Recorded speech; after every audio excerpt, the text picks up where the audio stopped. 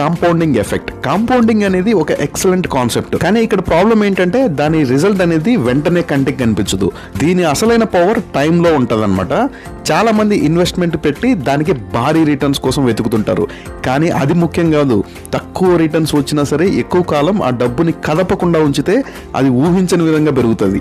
Warren Buffett తెలుసు కదా, success లో ఆయన తెలివితేటల కంటే ఆయన పెట్టిన టైంకే ఎక్కువ క్రెడిట్ ఇవ్వాలి. ఆయన ఏంటంటే 10వ సంవత్సరంలో ఉన్నప్పుడు ఇన్వెస్ట్మెంట్ మొదలుపెట్టి 90 ఏళ్ళు దాటినా కూడా ఇంకా కంటిన్యూ చేస్తున్నాడు.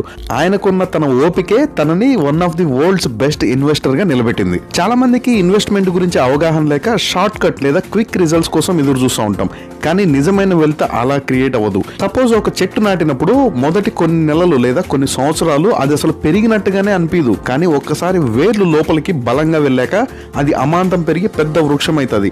అలాగే ఫైనాన్షియల్ గా మీరు పెట్టిన ఇన్వెస్ట్మెంట్ కూడా ఫస్ట్ ఒక 5 years లోపల పెద్దగా రిటర్న్స్ రాకపోవచ్చు, కానీ 10 to 15 years లో అది ఇచ్చే రిటర్న్స్ చూస్తే మీరే ఆశ్చర్యపోతారు. అందుకే ఏం చెప్తారంటే స్టాక్ మార్కెట్ లో కానీ లేక ఇన్వెస్ట్మెంట్ లో కానీ how long you can stay అనేది చాలా ముఖ్యం.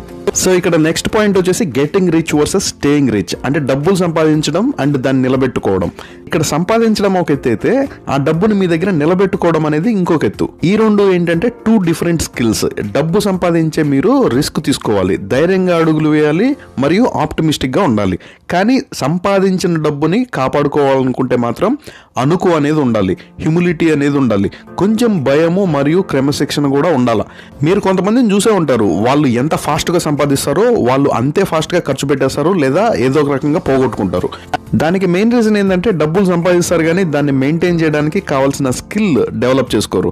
చాలా మంది సక్సెస్ అవ్వగానే నాకు ఇంకా తిరుగులేదని చాలా అతిగా ఖర్చు చేయడం మొదలు పెడతారు. కానీ గుర్తుపెట్టుకోవాల్సింది ఏంటంటే ఏ టైంలో అయినా పరిస్థితులు చేంజ్ అవ్వచ్చు. రేపు పొద్దున్నే స్టాక్ మార్కెట్ పడిపోవచ్చు లేదా ఏదైనా ఎమర్జెన్సీ రావచ్చు. అందుకే ఎంత సంపాదించినా సరే మీ ఖర్చుల మీద మీ కంట్రోల్ లేకపోతే మీరు ఒక వెల్దీ పర్సన్గా మిగలలేరు. సో ఇక్కడే రచయిత ఏం చెప్తున్నారంటే డబ్బులు సంపాదించినప్పుడు గర్వాన్ని తలకెక్కించుకోకూడదు. మీరు ఎంత సంపాదించినా సరే రేపటి కోసం మాత్రం కొంత పొదుపు అయితే చేసుకోవాలి. Survival is the key. మీరు ధనవంతులుగా మారడం ముఖ్యం కాదు, ధనవంతులుగా ఉండడం ముఖ్యం.